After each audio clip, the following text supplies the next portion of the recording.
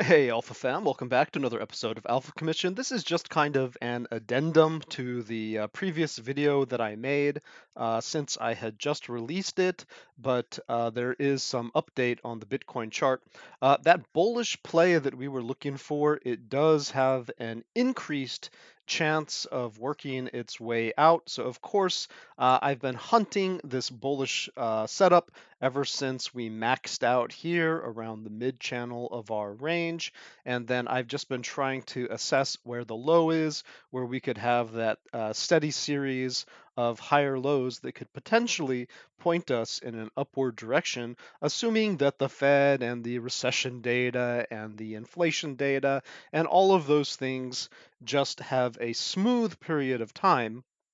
We can perhaps get a pump. And something that just happened is that Bitcoin did just break above that 200, that 300, MA on the 1 hour, and on the 4 hour we're just tagging and bumping our head into the 89. But very importantly, on the daily we just got above the 20 moving average. Okay, so the 20 moving average is often a limiter. You can see we bumped our head on it here, bumped our head on it here, bumped our head on it here, and it holds you back when you're looking for these daily squeeze plays until you're able to get a hold ahead of it, and then suddenly that option for a serious pump becomes more probable. And what you can see here is that we are on top of the 10 EMA, and so as we consolidate in this area, which was my target of 20,500, I would like to see us just kind of hang out in this area, or at least close some type of a candle on maybe a 4 hour or a couple 1 hour candles somewhere in that area. And then we could consider that there might be a bullish pump here. And so I would just recommend just having that concept in your mind that the ability to pump may be there. And just to make this easier to understand, I have outlined the trade in a little bit more of a simple fashion than I usually outline, because I like to get into the nuance of the different levels. But basically here you can see that these dashed lines correspond with various EMAs that I have lined up: the 55, the 34, the 21, and then this red one right here is the 9 EMA, pardon me. And you can see that we actually are forming this kind of rounded bottom support on the Bitcoin chart itself. So this is actually a very bullish swoop that could potentially give us some pop, even if it bangs its head on a level, let's say 23,000, right? That's why I have a sell order here, maybe a sell order here. Taking some profit, right? Putting food on your table. And we also had this diagonal resistance, which we just busted through, which is then, where I want to see us consolidate over or kind of close bullishly above it.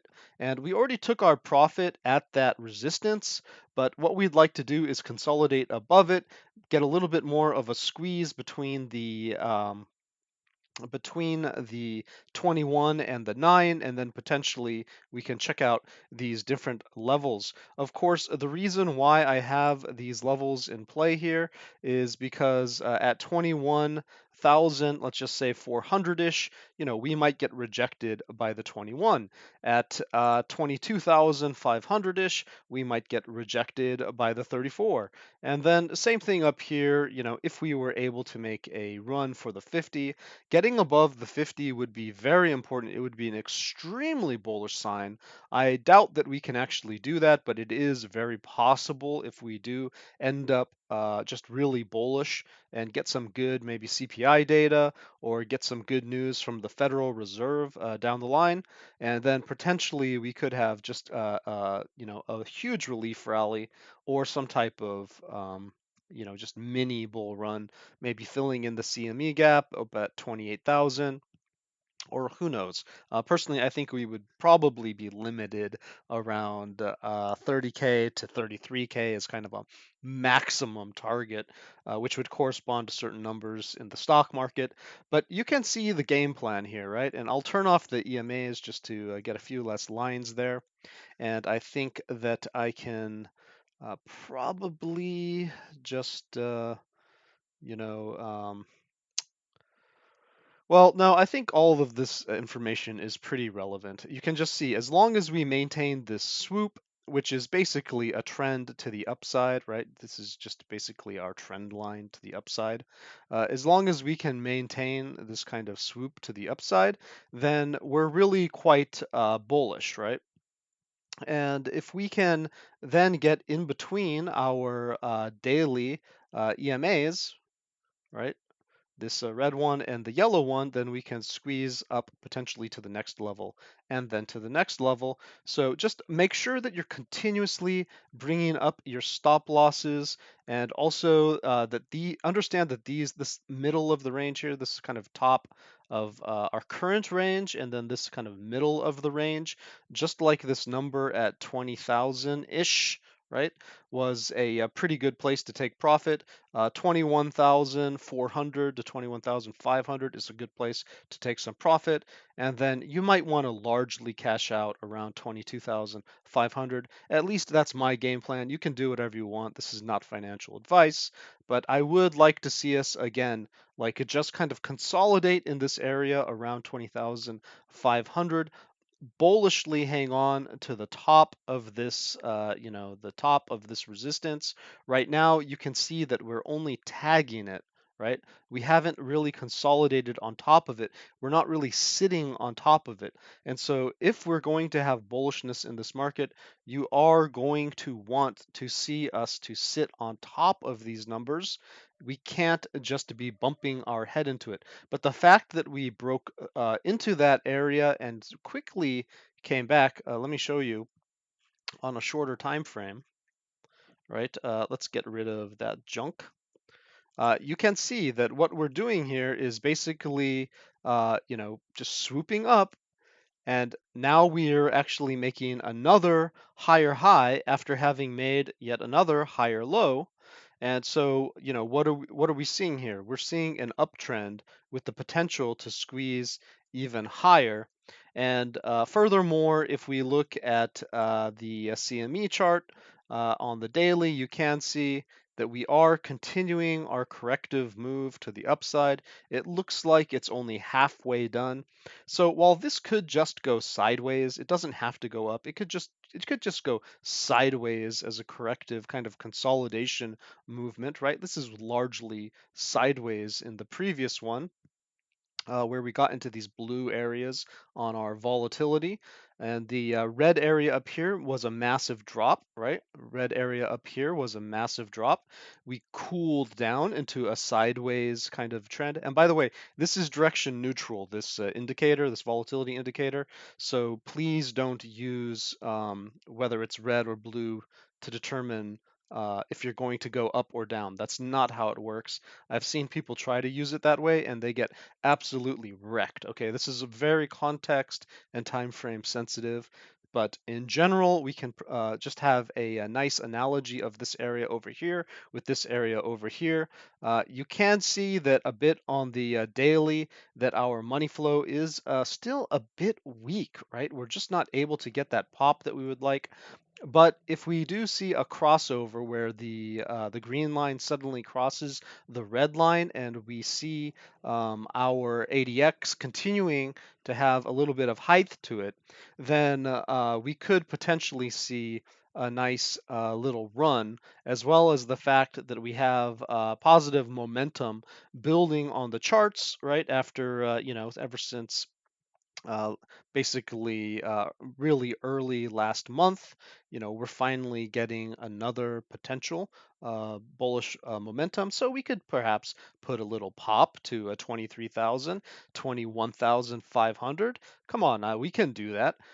But when we go to the weekly, we can see that we are actually, getting some pretty good volatile signs there also that we could be in store for a corrective move.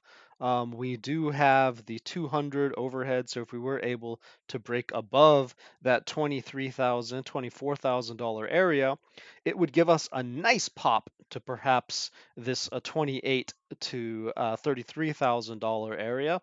And additionally, you can see that there is the possibility that momentum to the downside is slowing, right? It's slowing. It doesn't necessarily mean that it's over. We haven't seen an upturn yet. We have to wait for that. But on the weekly, there are a lot of setups here, which could suggest that we could get a nice move, right? Something that would, just maybe just a relief rally, right? A temporary reprieve from the harshness of the downward momentum. And of course, I've been hunting for this signal for a while, and you guys know that I've been trying to be a little bit more bullish after, months and months of being bearish. We don't have a cross up on the weekly Stokes, so we're also going to want to see that signal. But if we go to the daily, you can see that we are turning upward. So at least on the shorter time frames, that potential is there. And that's why I think we could realistically target that $23,000 area still. Before perhaps some bad news turns us back down. And again, if we're able to get over that, over these higher areas, then potentially we could turn the Stokes up on the weekly. Let's see, what number would we have to hit to get that? Yeah, we would have to really consolidate, really hold strongly above 23,000. And if we were able to hold above 23,000, you see, it would basically be breaking through that 200 MA, that 200 EMA, and that would give us a nice pop. So let's find out if we use the 200s on the weekly as resistance or if we use them as a kind of launching support. And guys, that's just going to be my brief update just to let you know that I'm still open-minded to the bullishness of this market. Yes, on the 1 hour, the chart has just been going kind of crazy. You can see this just reckless volatility, right? Where we have all of these things, being printed. We have the possibility that we could have gotten rejected and just smashed back down here. And that's still possible. It's still possible that we could get rejected. But we have bypassed these take profit areas, these small time take profit areas. And so we are having the possibility of those higher area take profits. And of course, if we consolidate here long enough, then I may buy back into my position to take the rest of this trade. Now, the obvious trade in this entire movement for the last couple weeks, the last week, um, was basically the short here, right? When we hit our head on resistance, there was this resistance, and then there was also this diagonal resistance, and so we got a hard rejection, and then we came to this kind of trend line. Nobody could really have picked out where that bottom was going to be because this is just so choppy. But it did suggest a diagonal path to the downside, just like these wicks up here suggested a downward path. And so we knew it was going to be somewhere in this area. And then you weren't really able to, target that yourself. I mean, nobody can blame you if you missed that trade. I missed that trade and I was hunting for it, right? And then they just spiked us within like 15 minutes all the way up.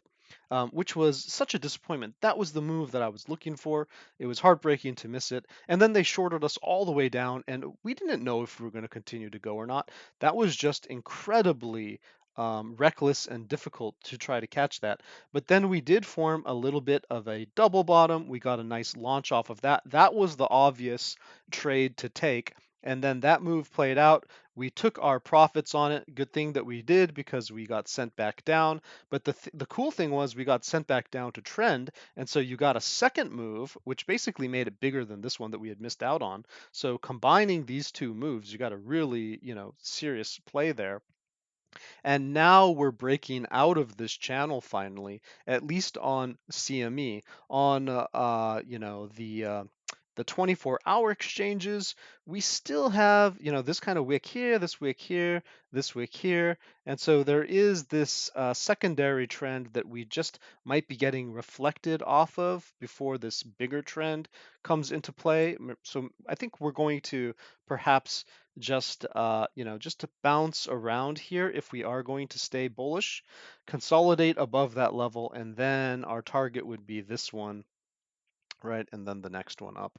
So guys, that's what I'm looking for. Again, I'm not going to make this episode much longer. 15 minutes is good. You know, please, please, please have your stop losses. This market has been merciless. If you don't have your stop losses, then you can potentially just lose all of your money, okay? So, yeah, there is the potential for the squeeze play. Be reasonable where you take profits, but also be open-minded that there is the possibility that we could have something pretty cool coming up, okay? All right, guys, that was your alpha for the day. Stay safe and happy trading.